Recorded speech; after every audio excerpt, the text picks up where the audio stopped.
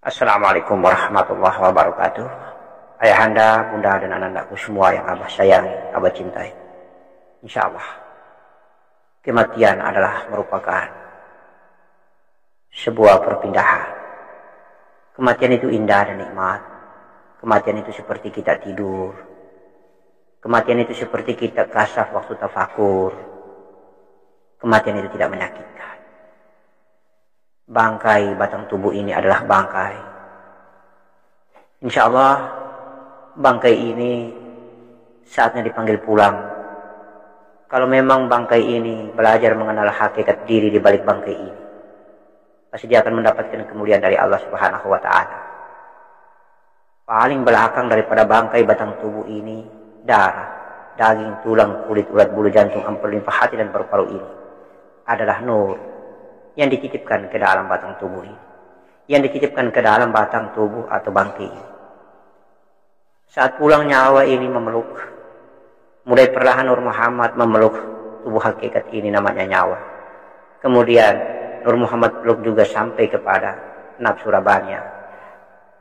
Nur Muhammad juga peluk apabila sampai ke batang tubuh bangkai ini, maka bangkai ini akan wangi, harum, semerbak, dan insya Allah tidak akan dimakan tanah, utuh, awet, tidak akan hancur dimakan tanah. Itulah yang kita cari, itulah yang kita belajar di dalam hakikat laduni ini. Sederhananya seperti itu. Insya Allah, apa perlunya kita mempersoalkan tentang jasad ini, mempercantik jasad ini, membuat tampan jasad ini. Hanyalah sebuah keindahan semu, hanyalah sebuah kebanggaan semu. Sesungguhnya, bagaimana caranya agar dia pulang dimuliakan Allah Subhanahu wa Ta'ala, sehingga darah menyatu dengan daging, menyatu dengan tulang, menyatu dengan kulit. Darah tidak akan berpisah dengan daging, tidak bisa berpisah dengan tulang, dan tidak bisa berpisah dengan kulit. Awet, utuh, tidak dimakan tanah. Sebelum dikuburkan, wangi, semerbak, harum, itulah mati hakikat. Tetapi Nur Muhammad apabila tidak peluk sampai ke batang tubuh, maka yakinlah, baru saja di atas kasur pembaringan kematian sudah berbau busuk. Walaupun sepanjang hidup dia memiliki kesalehan jasad yang luar biasa, beribadah jasad insya Allah luar biasa, tetapi apabila dia tidak memahami dan mengenal serta menggapai ilmu penyatuan darah, daging, tulang, dan kulit, 4 lapisan, 4 sulapah, maka yakinlah darah berpisah daging, daging berpisah tulang, tulang berpisah kulit, hancur dimakan tanah, dan sebelum hancur berbau busuk. Allahumma salli ala Sayyidina Muhammad wa ala ali Sayyidina Muhammad. Sederhana, tetapi kita butuh mujahadah dan riyadhah agar kita menjadi waro dan waro. Insya Allah, riyadhah adalah amalia daripada perjuangan atau mujahadah. Kurangi makan minum, kurangi tidurmu, kurangi bicaramu, kurangi diri dari tempat keramaian. 4 kurang-kurang ini kalau diamalkan dengan baik dan sempurna, maka yakinlah, insya Allah kita akan selalu bersama dengan kekasih kita Allah Subhanahu wa Ta'ala.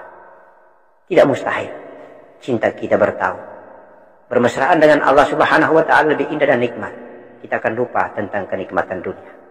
Kita sudah belajar rasa, masuklah ke dalam rasa. Kalau kita sudah masuk ke dalam rasa, apa pedulinya tentang yang berada di luar rasa? Kita tidak pernah mempersoalkan lagi material-material, karena rasa tidak berwujud dan tidak bersosok. Rasa hanya bisa dirasakan oleh yang punya rasa. Dan insya Allah, itulah pertemuan hakiki. Allah berfirman dalam hadis qudsinya, berulang-ulang Abah mengatakan bahwa sesungguhnya Allah menciptakan mahligai dada yang indah. Di balik dada ada kolbi, di balik kolbi ada fuad, ada sagofa, ada Nur Muhammad. Itulah sirullah, rahasia Allah. Itulah rasa, negeri rasa. Mudah-mudahan ketika kita semua, ayahanda, bunda, dan anak-anak pulang nanti, Nur Muhammad peluk tubuh hakikat ini, nyawa ini pun ikut peluk sampai kepada tubuh kasar bangkai ini. Maka tiada lagi pantas kita menyebut bangkai. Sesungguhnya dia adalah zahir yang mulia, karena dia adalah zahir Allah. Allah, Allah. Nafas Allah, nafas Muhammad.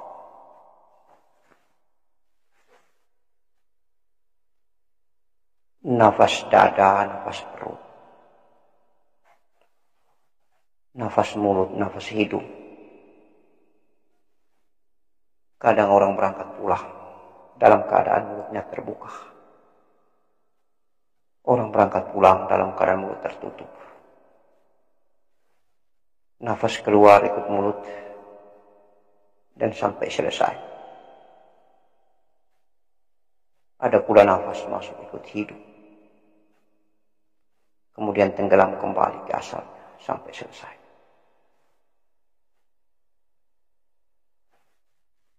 Ada mulut terbuka, ada mulut tertutup. Ada mulut terbuka, mata terbuka. Ada mulut tertutup, mata tertutup atau terpejam. Halus perjalanan napas itu dari hidungnya hingga sampai selesai. Di akhir keselesaian ini dia tersenyum dengan indah dan nikmat. Inilah perjalanan rahasia. Dikala kita duduk merenung diri dalam keadaan tafakur, apabila jauh merantau tenggelam di dalam rasa, maka muncullah kebesaran dan kuasa Allah meliputi kehendak hakoni, meliputi kuasa dan kebesaran dirinya yang ada pada diri zahir ciptaannya, yaitu hambanya. Maka sudah mengalami kematian tabi'i. Tiada lagi terasa. Yang hidup hanyalah tubuh hakikatnya. Yang hidup hanyalah tubuh halusnya. Yang hidup hanyalah energi rasanya. Nur yang begitu dahsyat di dalam negeri rasalah, yang telah mendominasi, meliputi hingga lahir makom mazlum, hingga lahir gerakan spontan dan refleks. Itulah aplikasi daripada tindakan dan aplikasi daripada gerakan-gerakan rasa. Sebuah af'al daripada mata rasa. Sebuah af'al daripada energi Nur Muhammad. Sebuah af'al daripada sebuah cahaya kuasa dan kehendak Allah yang teramat sangat dahsyat yang disebut dengan ma'unah, aromah, laduni. Allahumma salli ala Sayyidina Muhammad wa ala ali Sayyidina Muhammad. Dan ini hanya dialami oleh para pesalik yang melakoni, mengalami dan merasakan. Subhanallah wa bihamdi subhanallah al-azim. Itulah sebuah kisah perjalanan pulang dari masing-masing manusia berbeda-beda antara yang satu dan yang lain. Sebuah riwayat dan kisah jalan pulang dengan mulut terbuka, mulut tertutup, mata terbuka, mata terpejam. Sebuah riwayat perjalanan pulang dalam keadaan kegelisahan yang teramat sangat panjang, tidak pernah mati-mati juga. Sebuah riwayat perjalanan pulang dalam keadaan nikmat dan indah karena ada tersenyum di bibirnya. Sebuah riwayat pulang dalam keadaan begitu mudah sakaratul mautnya. Sebuah riwayat di mana ketika dia pulang dia masih menyebut kalimat La ilaha illallah. Sebuah riwayat pulang dalam keadaan dia hanya melantunkan perjalanan dhaif. Tanpa kita sadari kita berada di samping kiri dan kanannya, begitu lembut dan nikmat dia pulang. Halus dan teramat sangat halus. Allahu Allah, Allahu Allah, Allahu Allah. Kisah inilah yang dalam hidup ini, ketika kita merantau di atas punggung bumi ini, kita membutuhkan ilmu ini, membutuhkan teknis ini, membutuhkan rahasia ini, membutuhkan bagaimana metode ini kita dapat dan kita gapai agar kita pulang nanti dalam keadaan husnul khotimah. Tentunya tidak mungkin keluar daripada syariat baginda Nabi kita Muhammad sallallahu alaihi wasallam.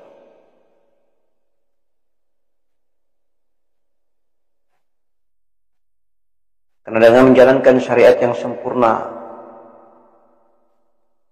maka engkau telah mengamalkan sebuah kisah Mi'raj, mengamalkan amalia metode Mi'raj menuju ke hadirat Allah Subhanahu wa ta'ala. Mungkin engkau bisa bertemu atau engkau menemukan jalan pulang itu pada saat takbir, ruku, sujud dan duduk di antara dua sujud, maka insya Allah semua ini adalah metodologi untuk kita mencapai pertemuan kita, musyahadah kita dengan Allah Subhanahu wa Ta'ala. Titik tumpu kita adalah hati, titik tumpu kita adalah kolbi, titik tumpu kita adalah rasa, cinta. A'tini mahabbah wa ma'rifat ya jalali wal ikram. Ilahi anta maksud wa ridhoka matlub. A'tini mahabbah wa ma'rifat ya jalali wal ikram. Insyaallah cinta. Kalau engkau telah mendapatkan klimaks cinta itu, maka tiada lagi berhuruf dan tiada lagi berbunyi. Engkau yang berada dan tenggelam di dalam rahasia diri Allah. Allah berada di dalam rahasia diri. Allahumma ya Allah, ya Allah, ya Allah, ya Allah, ya Arhamar Rahimin. Insyaallah. Assalamualaikum warahmatullahi wabarakatuh.